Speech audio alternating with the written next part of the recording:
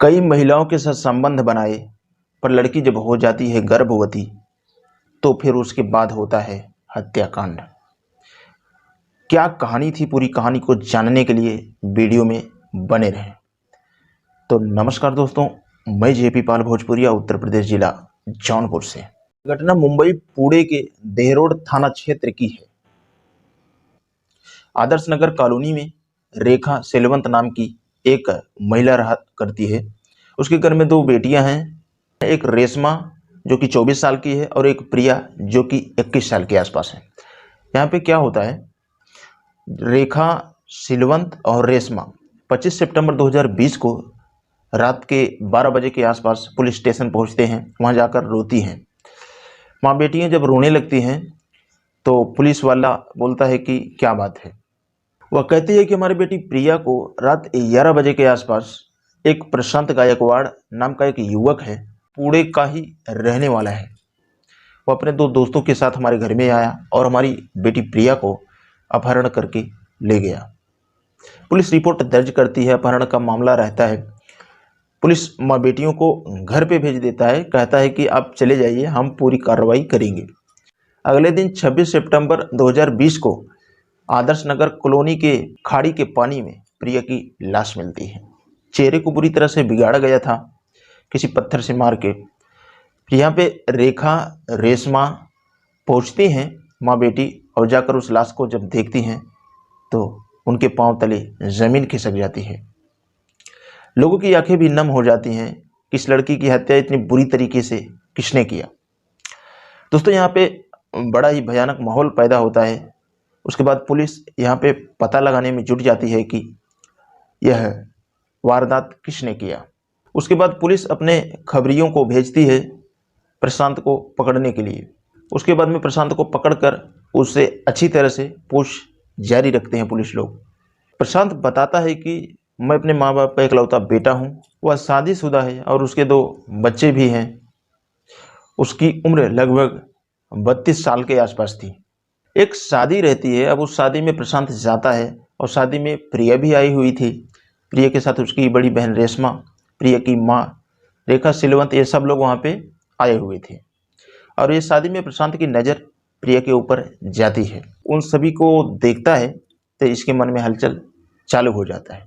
जब वो लोग शादी से जाने लगते हैं तो सबकी विदाई करवाता है। यहाँ पर जो माँ होती है वो कहती है कि प्रशांत बेटा, तुम कभी कभी आ जाया करो घर पे, अकेले ही रहते हो, कभी कभी घूम टहल लिया करो। उसके एक सप्ताह बाद प्रिया के घर पे प्रशांत पहुंच जाता है और वहां जाकर उनसे बात करता है और खूब मीठी मीठी बातों में उनको फंसाता है और मोबाइल नंबर वो इसी मीठी मीठी बातों को बोल के ले लेता है। अब वो प्रिया से बातचीत करना शुरू कर देता है।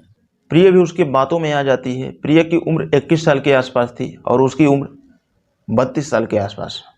और प्रशांत प्रिया से कहता है कि चलो कहीं पे घूमने चलते हैं। तो प्रिया खुश हो जाती है, कहती है कि चलो अब घूमने के लिए चलेंगे।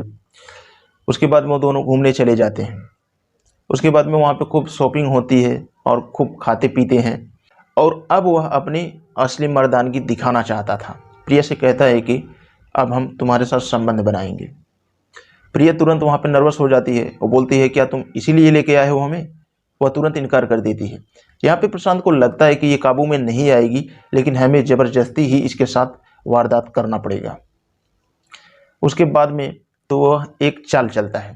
एक दिन प्रशांत की पत्नी घर पर नहीं थी और उसके माँ बाप भी कहीं गए हुए थे। वह घर पे अकेला था। तो प्रिया को प्रशांत अपने घर मिलने के लिए बुला लेता है और उसको कोल्ड ड्रिंक्स में नींद की गोली डाल के पिला देता है। वह पीने के बाद बेहोश हो जाती है और बेहोशी की अवस्था में उसके साथ सारे कपड़े उतार करके उसके साथ दरिंदगी करता है। और जब उसको होश आता है तो उसको पता चल जाता है कि हमारे साथ कुछ ना कुछ गड़बड़ हुआ है। वह रोती हुई उसके पास से पुलिस थाने में जाती है और पूरी कहानी बता देती है पुलिस वाले के साथ। रिपोर्ट पुलिस दर्ज करते हैं।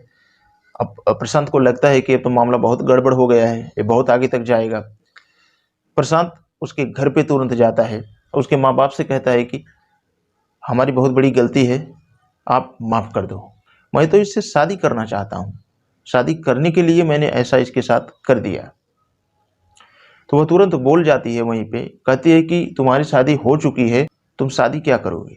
तुम्हारे मोबाइल में मैं तुम्हारी वाइफ की फ़ोटो और तुम्हारे बच्चों की फ़ोटो देख चुकी हूँ। तुम पहले से ही शादीशुदा हो, तुम मुझे धोखा दिए हो। क्योंकि प्रशांत ने उसे बताया नहीं था कि उसकी शादी हो चुकी है। अब यहाँ पे प्रशांत कहता है कि मैं अपनी पत्नी को तलाक दे दूंगा, मैं तुमसे ही शादी करूंगा और तुम मुझे माफ़ कर दो। तो यहाँ पे जो माँ होती है और बड़ी बहन, वह कहती है कि ठीक है, कोई दिक्कत नहीं है, लेकिन इसी से शादी करना। फिर केस को वापस ले लिया जाता है और फिर प्रिया उसी के साथ चली जाती है। जबकि यहाँ पे उसको संभलना चाहिए कि पहली बार इसने धोखा दिया, क्या पता ये दूसरी बार भी धोखा दे सकता है। और अब उसके साथ संबंध भी बनाता, ये भी संबंध बनाती, उसके साथ शादी का वादा कर ही लिया था। अब धीरे धीरे कुछ समय गुजरता है तो प्रिया के पेट में बच्चा रह जाता है। प्रिया कहती है कि मेरे पेट में बच्चा है, मैं प्रेग्नेंट हो चुकी हूँ। तो वह कहता है कि क्या दिक्कत है, चलो इसको गिरवा देते हैं। तो कहती है कि नहीं, क्यों गिरवाएंगे, जब शादी ही करना है तो क्या ज़रूरत है गिरवाने की। प्रशांत चुप हो जाता है, वह कहता है कि ठीक है, कोई दिक्कत नहीं, पैदा होने दो। फिर कुछ समय गुजरता है, उसके बाद में प्रिया को एक लड़की पैदा होती है। जब लड़की होती है तो अब वह प्रशांत से कहती है कि अब एक काम करो, शादी कर लेते हैं। जब इतना बात प्रशांत से कहती है तो प्रशांत शादी करने के लिए तैयार ही नहीं होता है, क्योंकि लड़की पैदा हुई थी। वो सोच रहा था कि लड़का पैदा हो जाएगा तो ठीक रहेगा, लेकिन लड़की पैदा हो गई। लड़की पैदा होने की वजह से वह शादी को नहीं करना चाहता था। अब प्रिया प्रशांत से शादी करने का दबाव बनाने लगती है कि अपनी पत्नी को तलाक दो और मुझसे शादी करो, जो तूने वादा किया था। लेकिन प्रशांत अपने पत्नी को तलाक नहीं देना चाहता था।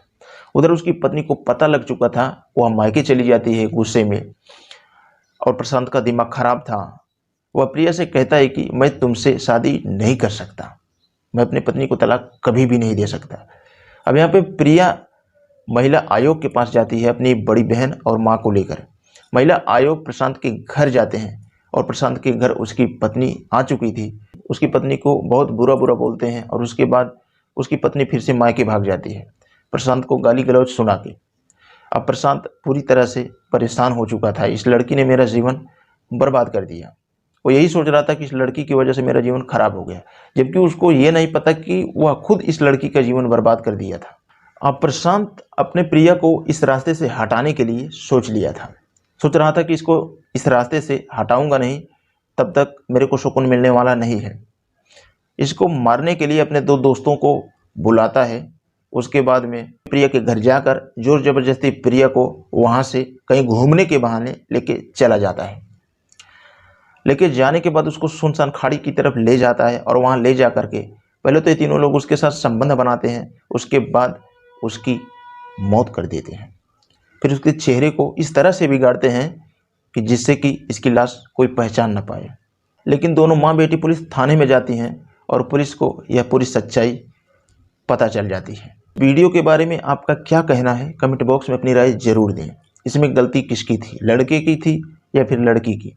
अगर मेरे हिसाब से आप जानना चाहते हैं तो मैं अपने हिसाब से बताना चाहूँगा। सही पूछो तो प्रशांत जब शादीशुदा था, उसकी उम्र 32 साल के आसपास थी और 2 बच्चे भी थे, तो उसको क्या ज़रूरत थी फालतू में किसी और से शादी करने का। और दूसरी बात यह है, लड़की भी कम थोड़ी न थी, लड़की को शादी से पहले संबंध बनाने की क्या ज़रूरत थी, शादी कर लेती उसके बाद में ही संबंध बनाती। अब इसमें किसकी गलती है, मैं तो अपना बता दिया, आप अपनी राय जरूर दें कमेंट्स में। दोस्तों, यह कहानियाँ सुनाने का मेन उद्देश्य आपको होशियार करना है, ताकि आपके साथ ऐसा कभी भी ना हो।